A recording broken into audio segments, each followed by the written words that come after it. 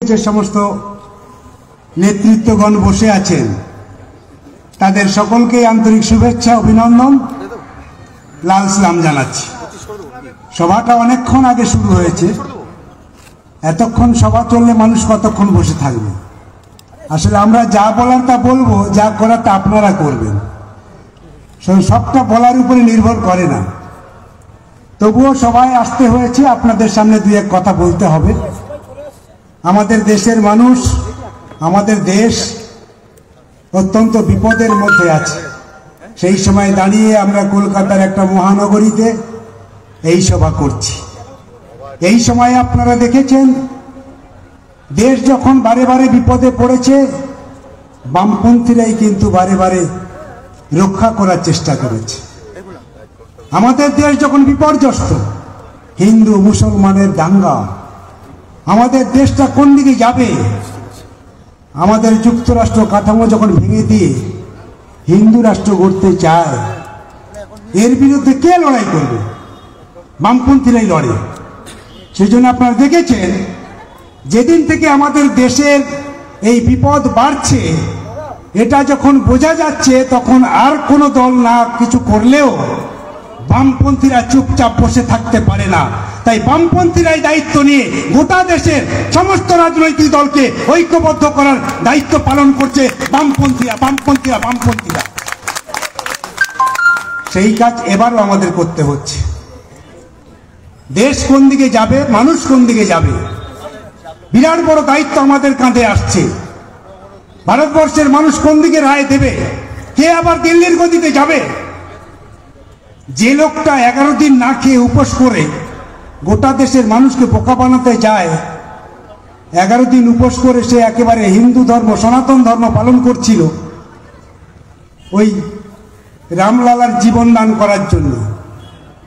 11 দিন পরে সে গেল গঙ্গা জলে ডুব মারতে, তারপরে গেল সেই অযোধ্যায় রামলালার জীবন দান করার জন্য। সব দেশের লোক তাকিয়েছিল, পৃথিবীর লোক তাকিয়েছিল, ভারতবর্ষ কি হচ্ছে? একটা যুক্তরাষ্ট্র কাঠামোর দেশ, সেই দেশের একটা প্রধানমন্ত্রী, ভারতবর্ষের প্রধানমন্ত্রী, সে হাত জোর করে পুজো করছে আর নদীতে স্নান করছে, পুজো দিতে যাচ্ছে। ব্যাপারটা বুঝতেই পারছে না পৃথিবীর লোক যে ভারতবর্ষের হলোটা কি। যে ভারতবর্ষের দিকে পৃথিবীর অন্য অন্য দেশ তাকিয়ে থাকে, সেই ভারতবর্ষের প্রধানমন্ত্রী এই কাজ করছে। যখন সে পুজো দিচ্ছে, রামলালার জীবন দান করছে, সেই সময় ভারতবর্ষে সবচেয়ে বেশি বেকারের সংখ্যা, সবচাইতে বেশি কৃষক আত্মহত্যা করছে, কৃষকের আত্মহত্যার লাইন পড়েছে। ছেলেমেয়েরা কাজ না পেয়ে ভিন রাজ্যে চুরি করছে। আমাদের রাজ্যে খোলা আকাশের নিচে নিজের যোগ্যতা বিবেচনা করার জন্য বলছে, আমি চাকরি পাবো, আমাকে চাকরি দাও। দিনের পর দিন, মাসের পর মাস খোলা আকাশের নিচে বসে আছে চাকরির প্রত্যাশায়, চাতক পাখির মতো। সবচাইতে বেশি গোটা বাংলায়, গোটা দেশে গ্রাম বাংলাতে অপুষ্টি সন্তানের জন্ম হচ্ছে। দেশে 80 কোটির বেশি মানুষ একবেলা না খেয়ে ঘুমোতে যায়। এই সময় দাঁড়িয়ে তিনি পুজোটা দিচ্ছেন। আমি শুধু আপনাদেরকে ভাবার জন্যই কথাটা বললাম। ভারতবর্ষের প্রধানমন্ত্রী কি শুধু হিন্দুদের? আর কারো না? আমাদের যুক্তরাষ্ট্র কাঠামো, ভারতবর্ষ মানে কি আমরা এই বুঝি? সেজন্যই আমি কথাটা আপনাদের সামনে উপস্থিত করলাম। বিবেচনা আপনারা করবেন। যে লোকটা 1914 সালে 2014 আসার পর থেকে ধারাবাহিকভাবে দেশটাকে বিক্রি করার কাজ শুরু করেছে, ধারাবাহিকভাবে আমাদের সম্পদ বিক্রি করছে, ধারাবাহিকভাবে জাতপাতের দাঙ্গা লাগাচ্ছে, সেই লোকটা আবার থাকবে? সেই দলটা আবার যাবে?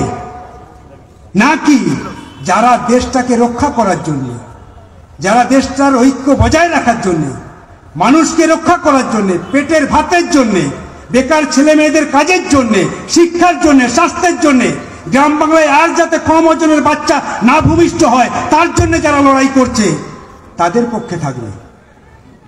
এ দায়িত্ব কার? শুধু কমিউনিস্ট পার্টি, সিপিএম পার্টির একার পক্ষে সম্ভব নয়। ভারতবর্ষের আপামর জনসাধারণ, তাদেরকে এই দায়িত্ব নিতে হবে। আপনারা পশ্চিমবঙ্গের একটা মহানাগরিক, অত্যন্ত গুরুত্বপূর্ণ উন্নত চেতনা সম্পন্ন নাগরিক আপনারা, আপনাদেরকে এই দায়িত্ব নিতে হবে। আমরা বিশ্বাস করি পশ্চিমবঙ্গের মানুষ, কলকাতা মহানাগরিক, উন্নত জীবনযাপনে যারা অভ্যস্ত, উন্নত চিন্তা যাতে গ্রাম বাংলায় আপনাদের ছড়িয়ে যায়, সেই দায়িত্ব আপনারা পালন করেন। এবারও নির্বাচনে আমি বিশ্বাস করি, আশা করি আপনারা সেই দায়িত্ব পালন করবেন। দুটো কথা না বললে হয় না। নরেন্দ্র মোদী যেদিন থেকে গেছে সেদিন থেকে সবচেয়ে গরিব যাদের, পেট ভরসা যাদের, গতর ভরসা যাদের, তাদের সবচেয়ে বড় বিপদ হয়েছে। এদের জন্য কেউ ভাবে না। আপনারা লড়াই করেছিলেন, সংগ্রাম করেছিলেন, আন্দোলন করেছিলেন পশ্চিমবঙ্গ থেকে, যে আমরা পশ্চিমবঙ্গে 34 বছর ছিলাম কিন্তু গরিবদের জন্য একটা আইন করতে পারিনি। শুধু বঙ্গের আইন না, এটা দেশের আইন দরকার। দেশে আইন হলে দেশের গরিবরা অন্তত সেই আইনের বলে কাজ পাবে। কিন্তু সেই আইনটা হবে কি করে? কে দায়িত্ব নেবে? যখন আমাদের দেশে 62 জন এমপি, তখন আমরা ভাবলাম যে এবার বোধহয় একটা সুযোগ এসেছে আমাদের সামনে, এই সুযোগটা কাজে লাগাতে হবে। পার্লামেন্টের মধ্যে যারা আছে তাদেরকে বলা হলো তোমরা পার্লামেন্টের ভিতরে লড়াই করো। আমরা কৃষক সভা সারা ভারতবর্ষের গরিব মানুষকে ঐক্যবদ্ধ করার দায়িত্ব নিচ্ছি। ভারতবর্ষের সব রাজ্যে গরিবরা এক হবে, ক্ষেত মজুররা এক হবে, প্রান্তিক চাষিরা এক হবে। লড়াইটা গ্রামে গ্রামে গর্জে উঠবে, লাল ঝান্ডার মিছিলটা লম্বা হবে, কিন্তু পার্লামেন্টের ভিতরে তোমাদেরকে লড়াই করতে হবে। যে লড়াইয়ের মানে দাঁড়াবে গরিবদের একটা আইন। সেই আইনটা হয়েছে 100 দিনের আইন। সেই আইনের বলে আজকে সারা ভারতবর্ষের গরিব মানুষ কাজ পায়। তাই আপনারা এখানে যারা বসে আছেন, ভারতবর্ষের কোনো রাজ্যে গেলে যদি শোনে যে পশ্চিমবঙ্গ থেকে এসেছে, গরিবরা দেখবেন আপনাদেরকে লাল সালাম জানায়। গরিবরা আমাদেরকে সেলুট দেয়, এমএলএ মন্ত্রীদের না, সাধারণ নেংটি পড়া মানুষকেও, গামছা পড়া মানুষকেও ভিন রাজ্যের গরিব মানুষরা শ্রদ্ধা করে, সম্মান করে। কেন? যে ওদের লড়াই সংগ্রামের জন্য, ওদের আন্দোলনের জন্য দিল্লিতে একটা আইন হয়েছিল, যে আইনের জন্য আজকে আমরা কাজ পাচ্ছি। এই জন্যই আপনাদেরকে সম্মান দেয় ভারতবর্ষের মানুষ, যে পশ্চিমবঙ্গের উন্নত চেতনা সম্পন্ন মানুষ, তাদের লড়াই সংগ্রাম আন্দোলন, গণতান্ত্রিক আন্দোলন গোটা ভারতবর্ষের মানুষকে সামিল করতে পেরেছিল। তাই আইন হয়েছে পার্লামেন্টে, সেই আইনের ফসল আমরা, তাই আমরা কাজ পাই। আর পশ্চিমবঙ্গে যারা এই আইনটা করলো, সেই রাজ্যে সবচেয়ে বেশি গরিবদের টাকা লুট হচ্ছে। গরিবদের টাকা লুট হচ্ছে। চাকরির টাকা লুট করছে মানে হয়, পঞ্চায়েতের টাকা লুট করছে মানে হয়, অন্য অন্য কর্মসংস্থানের টাকা লুট করছে, তারও একটা মানে বুঝি। কিন্তু আমাদের দেশে যারা একেবারে সর্বস্ব গতর ছাড়া যাদের জীবন চলে না, গোটা রাজ্যে গতর বিক্রি না করলে যাদের খাওয়া হয় না, যে গতরের দাম না পেলে ছেলে মেয়েদের রান্না হয় না, উনুনে হাঁড়ি চলে না, বাবা মা যখন কাজে যায় তখন গ্রামের বাচ্চারা তাকিয়ে থাকে মা কখন আসবে, টাকা নিয়ে সেই টাকায় চাল আনবে, তারপরে আমার রান্না হবে। তাদের টাকাটাও লুট করতে হবে তৃণমূলের নেতা মন্ত্রীদের। তাই গরিবদের টাকা যে লুট করেছে, গ্রামের গরিব মানুষ তাদেরকে কখনো ক্ষমা করতে পারে না। আজকের বিচার করার সময় এসেছে আমাদের সামনে। ঠিক করতে হবে কি হবে, কোন দিকে মানুষ যাবে, কি রায় হবে। যারা আমার সর্বস্ব কেড়ে নিল, যারা আমার জমি কেড়ে নিল, যাবার কাজের টাকা লুট করে নিল, মানুষকে আবার তাদের দিকে যাবে নাকি মোড় ঘুরবে, কোন দিকে? এ দায়িত্ব কে নেবে? আপনাদেরকেই নিতে হবে। গোটা গ্রাম বাংলার দিকে তাকিয়ে দেখবেন, শহরে বসে সবটা বোঝা যায় না। গ্রাম বাংলার দিকে যাবেন, গ্রাম বাংলাতে কত কম ওজনে সন্তান জন্মাচ্ছে, কম ওজনের সন্তান, এই হিসেব কেউ রাখে না, এই হিসেব কেউ দেয় না। চিন্তা ভাবনার অন্ধকারে আড়ালে এরা চাপা পড়ে যায়। সব গ্রাম বাংলার গরিব মা বোনেদের পেট থেকে যে সন্তানটা জন্মাচ্ছে, ভূমিষ্ঠ হচ্ছে, কম ওজনের সন্তান জন্মাচ্ছে, এটা নিয়ে কে ভাববে, কে ভাবাবে? বারে বারে প্রশ্ন ওঠে, কিন্তু সে প্রশ্নের সমাধান হয় না। ওরা এটাই চায় যে গ্রাম বাংলাতে অপুষ্টি সন্তান জন্মাক। তাই তো তারা ICDS প্রকল্পের টাকা কমিয়ে দিল, কারণ ওইটাতে সবচেয়ে বেশি উপকৃত হয় গ্রাম বাংলার গরিব মা বোনেরা, আর তাদের সন্তানরা সেখানে যায় আর পুষ্টি নিয়ে আসে, নিউট্রিশন সেখান থেকে পায়। তাহলে গ্রাম বাংলায় যদি আমাকে আঘাত করতে হয় তাহলে সরাসরি আমি আঘাত করতে পারবো না, কিন্তু আমাকে প্রকল্পের টাকা কমাতে হবে। প্রকল্পের টাকা কমলে মা বোনেরা অটোমেটিক তারা আক্রান্ত হবে। এত পরিকল্পনা করে নামানো হচ্ছে, সেই পরিকল্পনার শিকার হয়ে যাচ্ছে আমরা গ্রাম বাংলার মায়েরা। প্রকল্পের টাকা কম হচ্ছে বলেই আজকে মা বোনেদের পেটের মধ্যে যে বাচ্চাটা আস্তে আস্তে করে ভ্রূণটা বড় হচ্ছে, সে কিন্তু অসুস্থ হচ্ছে। যখন পৃথিবীর আলো দেখছে তখন সে ন্যাংরা খোঁড়া পঙ্গু হয়ে জন্মাচ্ছে। ওরা এটাই চায়, যত বেশি ন্যাংরা খোঁড়া সন্তান জন্মাবে গ্রাম বাংলাতে তত লাভ। ওই গ্রাম বাংলা যত দিন যাবে তত পিছবে, কারণ 100 দিনের টাকা দিলে ওই গ্রাম বাংলার গরিবরা পাবে, কাজ পাবে, মাথা উঁচু করে বাঁচবে। স্বাস্থ্যে ICDS এর টাকা দিলে সবচেয়ে বেশি উপকৃত হবে গ্রামের গরিব ক্ষেত মজুর আদিবাসী পরিবারের মা বোনেরা। তাহলে ওদের পেট থেকে সুস্থ সন্তান জন্মাবে, আর সুস্থ সন্তান জন্মালে এই সন্তানরাই সমাজ পরিবর্তনের কাজে লাগবে। এরা লেখাপড়া শিখবে, এরা প্রশ্ন তুলবে, সমাজটাকে এগিয়ে নিয়ে যাবে। তাহলে আমরা আর বেশি দিন টিকে থাকতে পারবো না। ফলে ঘুরপথে তারা গ্রামের গরিবের উপরে এভাবেই আক্রমণ করছে। এটা যদি আমরা বোঝার চেষ্টা না করি, শহরের মানুষরা যদি বোঝার চেষ্টা না করি, গ্রামকে রক্ষা করা যাবে না। আর গ্রাম রক্ষা না হলে, গ্রামের মানুষ রক্ষা না হলে আপনারাও সুরক্ষিত থাকবেন না। আপনাদের সুরক্ষার জন্য গ্রাম অত্যন্ত জরুরি, অত্যন্ত প্রয়োজন। সেই জন্য আপনাদেরকেও এটা বুঝতে হবে। সরকারটা এভাবেই চলছে। এই সময়কালের মধ্যে আপনারা দেখেছেন এত কিছুর পরেও আমাদের রাজ্য সরকার থেমে থাকেনি। দিল্লি থেকে যা আইন হচ্ছে সবগুলোকে অতি দ্রুত কার্যকরী করার চেষ্টা করছে, অতি দ্রুত। স্কুল পাঠশালা যা কিছু সিদ্ধান্ত হচ্ছে সেটা কার্যকরী করতে হবে। দিল্লি বলছে আর স্কুল করা যাবে না, লাইন দিয়ে তালিকা হয়ে যাচ্ছে। সবচেয়ে বেশি গ্রাম বাংলার স্কুলগুলোর অবস্থা খুব খারাপ। শহরে কিছু টাকা আছে, প্রতিদিন কাজ পাচ্ছেন, কোনো রকমের ছেলেমেয়েরা স্কুলে ভর্তি হয়ে গেল। কিন্তু গ্রাম বাংলায় কি হবে? যে যার গতর সর্বস্ব, তার ছেলেটা কোথায় যাবে? প্রাইমারি স্কুল বন্ধ, হাই স্কুলে মাস্টার নেই, কোথায় যাবে, কি পড়বে? আমি যে স্কুলে পড়াশুনো করে এসেছি 36 জন শিক্ষক থাকার কথা, আজকের আছে 7 জন। 7 জন শিক্ষক একটা স্কুলে। যে স্কুলে 26 জন থাকার কথা সেখানে 5 জন। ধারাবাহিকভাবে গ্রাম বাংলাতে স্কুলগুলোতে এই অবস্থা আছে। এতে লাভ কার হচ্ছে, কাদের ক্ষতি হচ্ছে, কি চাইছে ওরা? এটাকেও আমাদেরকে বুঝতে হবে। এবার নির্বাচন এটা খুব গুরুত্বপূর্ণ, কারণ গ্রাম বাংলাকে এভাবেই অশিক্ষিত করে তুলছে। এই বছরের আগের বছরে আপনারা দেখেছেন 40 লক্ষের বেশি ছেলে মেয়ে পরীক্ষায় বসতে পারলো না। এই 4 লক্ষের ছেলে মেয়ে পরীক্ষায় বসতে পারলো না। এরা কারা? ভাবতে হবে, আমাদেরকে ভাবার সময় এসেছে। 4 লক্ষ ছেলে মেয়ে আর কেউ না, এরা হচ্ছে একেবারে গরিব, প্রান্তিক, কৃষক, আদিবাসী, তফসিলি জাতি পরিবারের সন্তান। এই সন্তানের পরীক্ষা না দিয়ে অর্ধশিক্ষিত অবস্থায় ভিন রাজ্যে চলে গেছে। যখন দেখছে তার বাবা চাষ করেছে, সেই ধান খামারে বসে বিক্রি করছে, বস্তার পর বস্তা ধান বিক্রি হচ্ছে, কিন্তু সব ধান বিক্রির পরেও তার বাবার ঋণের টাকাটা শোধ হলো না। ওই ছেলেটা দাঁড়িয়ে ফেল করে তাকিয়ে দেখলো আমার বাবার সব ধান বিক্রি হয়ে গেল, কিন্তু যে টাকা ঋণ নিয়েছিল সেই ঋণের টাকা শোধ হলো না। আমি কি করে হাত পেতে বলবো বাবা টাকাটা দাও, আমার পরীক্ষার জন্য টাকাটা জমা দিতে হবে? ছেলেটা বলতে পারলো না, নীরবে নিভৃতে চোখের জল ফেলতে বাবা মাকে না বলে রাতের অন্ধকারে আরেক বন্ধুর হাত ধরে সে ভিন রাজ্যে চলে গেছে কাজ করতে, এবং পরে যেই শ্রমিকের খাতায় নাম লিখিয়েছে। এই হচ্ছে আমাদের রাজ্য। এরপরে কি বলবেন? এরপরেও ক্ষমা করবেন ওদেরকে? পরদিন সকালবেলা বাবা যখন খোঁজ করছে, খোকা কোথায়, খোকা ঘুম থেকে উঠছে না কেন, দেখো খোকা উঠছে না কেন?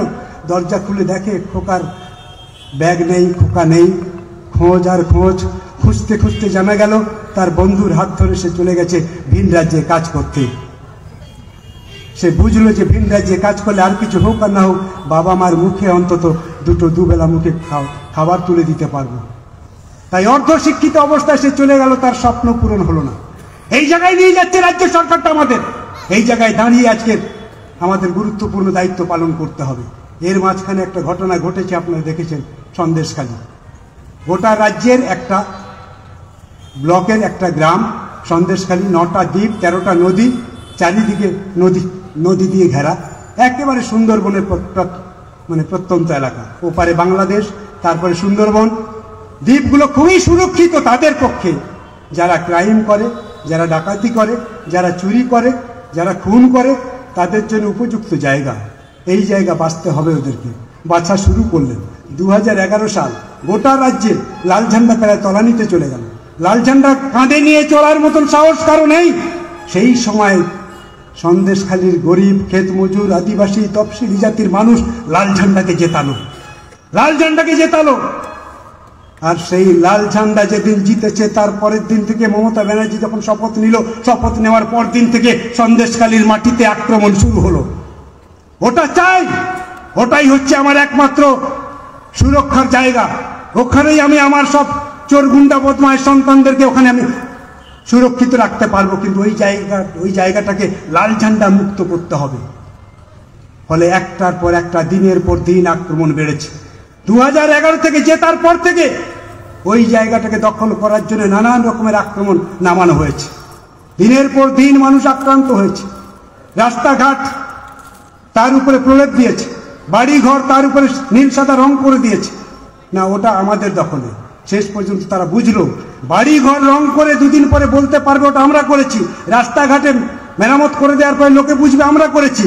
কিন্তু বামপন্থীরা এমন কিছু করেছে যা কোনোদিনের জন্য মানুষের কাছ থেকে কেড়ে নেওয়া যাবে না। সেটা কি হবে? তখন ওরা ঠিক করলো ওটাকে লুট করতে হবে, ওটাকে কেড়ে নিতে হবে। ওটা ওদের দখলে রাখলে হবে না। সবচেয়ে বড় কাজ যেটা করেছে, গরিবকে তারা জমি দিয়েছে, বর্গাদার প্রতিষ্ঠিত করেছে। জমি লুট করো, পাট্টা জমি লুট করো। পাট্টা জমি লুট হয়েছে, বর্গাদারকে তাড়িয়ে দিয়েছে। সব তাদের দখলে আনা হয়েছে। মানুষ ভূমিহীন হয়েছে, ভিখিরি হয়েছে। তারপর 100 দিনের কাজ লুট, 100 দিনের কাজের টাকা নেই। আইন মমতা ব্যানার্জিও মানে না, দিল্লির দাদাও মানে না, কেউ মানে না। 100 দিনের যে আইন করেছেন ওসব থাক, আমি কোনোটাই মানবো না। কাজ করিয়েছি, অর্ধেক টাকা আমার সন্তানেরা খেয়েছে, ওটা আর উদ্ধার করা যাবে না।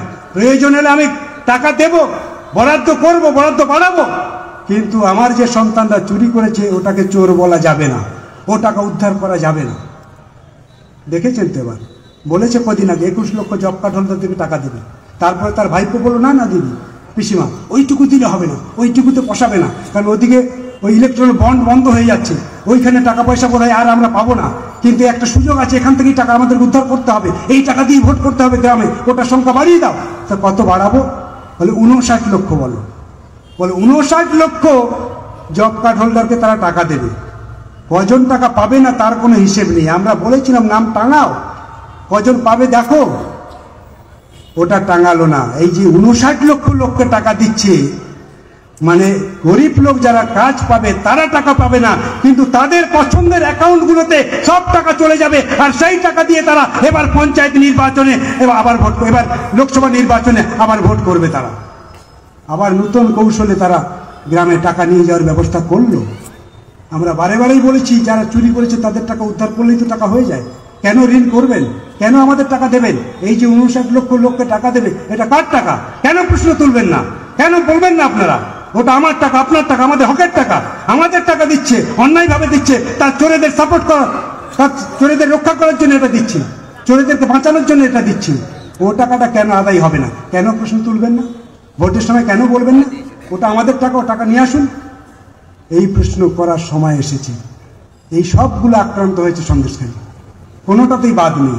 শেষ পর্যন্ত সন্দেশখালীর মা বোনেদের যে সম্ভ্রমটুকু ছিল, সেই সম্ভ্রমে আঘাত করলো তৃণমূলের মস্তান বাহিনী, গুন্ডা বাহিনী। শেষ পর্যন্ত গ্রামে গ্রামে গিয়ে মা বোনেদেরকে রাতের বেলায় তাদের অফিসে আনা শুরু করলো। এরকম কোনোদিন শুনেছেন? এই জিনিস কখনো হয়? রাত্রেবেলা মা বোনেদেরকে পার্টি অফিসে ডেকে নিয়ে আসবে, তাদের পছন্দের মতন কাজ করাবে। ইয়ার কি পেয়েছে ওরা? গ্রামের গরিব বলে যা খুশি তাই করবে, আর গ্রামের গরিবরা মেনে নেবে? বেশি দিন মেনে নেওয়া যায় না, বেশি দিন মানেনি তারা। দেয়ালে পিঠ থেকে গেছে অভাব অনটনে।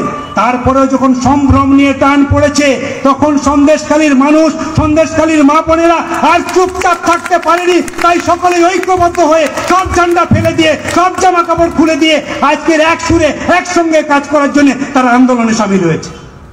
একটাই জামা, সন্ত্রাস মুক্তির জামা, সন্ত্রাস মুক্তির বস্ত্র তারা পরে আজকে লড়াই করছে। অভাব অনটন সন্দেশখালীর মা বোনেদেরকে লোহার মতন শক্ত করে তুলেছে, দৃঢ় করেছে মনটাকে। চোখে জল আর ওদের পড়ে না। সেই জায়গায় দাঁড়িয়ে আমরা যখন দেখলাম যে সন্দেশখালীর মানুষ এত বিপদের মধ্যে আছে, যে বড় আসামি সেই শেখ শাহজাহানকে ধরতে পারছে না, পালিয়ে বেড়াচ্ছে, পুলিশ তাকে গার্ড করে রেখেছে, সেই সময় দাঁড়িয়ে তৃণমূলের নেতা মন্ত্রীরা গিয়ে নাচ গান করছে, আর আমাদের ঘরের ছেলেমেয়েরা যখন সন্দেশখালী যাচ্ছে তাদেরকে আটকানো হচ্ছে, আমাদের কেউ যেতে পারবে না। বাচ্চা বাচ্চা ছেলেমেয়েরা যাচ্ছে মানুষদের সঙ্গে দেখা করার জন্য, তাদেরকেও আটকে দিচ্ছে। শেষ পর্যন্ত ছদ্মবেশে যেতে হয়েছে। এই আমাদের মীনাক্ষী এখানে বসে আছে, মীনাক্ষীকে যেতে দেওয়া হবে না, সে যেতে পারবে না, তাদের সামনে কথা বলতে পারবে না। আর ওই তৃণমূলের নেতারা যারা চুরি করেছে তারা গিয়ে মানুষকে আবার কড়কাবে, এটা আমরা কখনো মেনে নিতে পারি না। সেই জন্য শেষ চেষ্টা করা হয়েছে ওখানে যাওয়ার জন্য, সব রকম পুলিশের বাধা ব্যারিকেড ভেঙে দিয়ে লুকিয়ে চুরিয়ে যেভাবে হোক মানুষের কাছে আমাদের কর্মীরা পৌঁছেছে, আমাদের যুব কর্মীরা পৌঁছেছে, নেতারা পৌঁছেছে। বামপন্থীরা থেমে থাকতে পারে না, আগেই বলেছেন। আজকের সেই জায়গায় দাঁড়িয়ে সন্দেশকারীর একটা বিরাট আগুন ছড়িয়ে পড়েছে গোটা রাজ্য জুড়ে, গোটা দেশ জুড়ে। মানুষ দেখছে সন্দেশকারীর এই আন্দোলনকে। সন্দেশকারীর এই আন্দোলনকে আমি কুর্নিশ জানাই। আমাকে দায়িত্ব দেওয়া হয়েছিল, এই রাহুল দ্বারা বসে আছে এখানে, বলেছিল সন্দেশখালী আর কে দেখবে, ভূমিপুত্র তো নিরাপদ, ওকেই সব করতে হবে। কিন্তু নিরাপদ সেই কাজটা করতে পারিনি, নিরাপদ গ্রামের গরিবকে রক্ষা করতে পারিনি। এত অত্যাচার, এত সন্ত্রাস গোটা বছর ধরে আমরা চেষ্টা করলেও সেই কাজ করতে পারিনি তৃণমূলের হারমাত বাহিনীর কাছে। যত দিন গেছে তত বামপন্থীরা দুর্বল হয়েছে, আর বামপন্থীরা যত দুর্বল হয়েছে তত মা বোনদের ইজ্জত নিয়ে তারা খেলা করেছে। বামপন্থীরা যত দুর্বল হয়েছে তত গ্রামের গরিব মানুষের স্বার্থ ভুলুণ্ঠিত হয়েছে। সেই জায়গায় দাঁড়িয়ে আজকে সন্দেশকালীর এই আন্দোলন আমি কুর্নিশ জানাই, আমি শ্রদ্ধা জানাই তাদেরকে। যা আমি করতে পারিনি তা গ্রামের গরিবরা করে দেখিয়েছে, যা আমাদের করার কথা ছিল তা গ্রামের মা বোনেরা করেছে। মা বোনেদের এই আন্দোলনকে হাতিয়ার করে গোটা রাজ্য জুড়ে আমাদের মানুষের কাছে যেতে হবে, মানুষকে বুঝিয়ে দিতে হবে। দেয়ালে যখন পিঠ থেকে যায়, অত্যাচারে মানুষ যখন আর সরতে পারে না, তখন শেষ পর্যন্ত সামনে এগোনো ছাড়া আর কোনো বিকল্প রাস্তা থাকে না। আজকের দিল্লিতে যে ভোট হচ্ছে, এই সময় দাঁড়িয়ে গোটা দেশের মানুষ আমাদের দেয়ালে পিঠ থেকে গেছে। আমাদের সামনের সারিতে এগোতে হবে, লাল ঝান্ডাকে লম্বা করতে হবে। লাল ঝান্ডা লম্বা হলে গরিবের স্বার্থ সুরক্ষিত হবে। লাল ঝান্ডা লম্বা হলে আমার আপনার ঘরের সন্তানের লেখাপড়া হবে। লাল ঝান্ডা সুরক্ষিত হলে আমাদের ঘরের ছেলে মেয়েদের চাকরি নিশ্চিত হবে। লাল ঝান্ডা সুরক্ষিত হলে কৃষক তার জমি ফেরত পাবে। লাল ঝান্ডা সুরক্ষিত হলে কৃষক তার ফসলের দাম পাবে। সেই কাজটা আপনাদের করতে হবে। তৃণমূল যাই করুক না কেন, তৃণমূল বিজেপির মধ্যে কোনো তফাৎ নেই। সেই জন্য এই দুটো শক্তিকে আমাদের পরাস্ত করার শপথ নিয়ে আজকের ফিরে যেতে হবে। আপনাদের মনে রাখতে হবে, আমাদের রাজ্যে লাল ঝান্ডা যখন ছিল তখন কিন্তু বিজেপি আসতে পারেনি। লাল ঝান্ডা যেদিন দুর্বল হয়েছে সেদিন থেকে বিজেপি আমাদের রাজ্যে এসেছে। ঘাস যেদিন জন্মেছে আমাদের রাজ্যে সেদিন থেকেই গরু আসা শুরু করেছে। রাজ্যে ঘাস থাকবে আর গরু আসবে না, তা কখনো হয় না। আর গরুকে যদি আটকাতে চান, ঘাসকে গোড়া থেকেই তুলে ফেলতে হবে। সেই জন্য ঘাস তোলা দায়িত্ব হচ্ছে আমাদের রাজ্যের মানুষের। সেই কাজ আপনারা করবেন, এই প্রত্যাশা রেখে আপনাদের সকলকেই অভিনন্দন, লাল সালাম জানিয়ে আমার কথা শেষ করছি। ইনকিলাব জিন্দাবাদ, সিপিআইএম জিন্দাবাদ।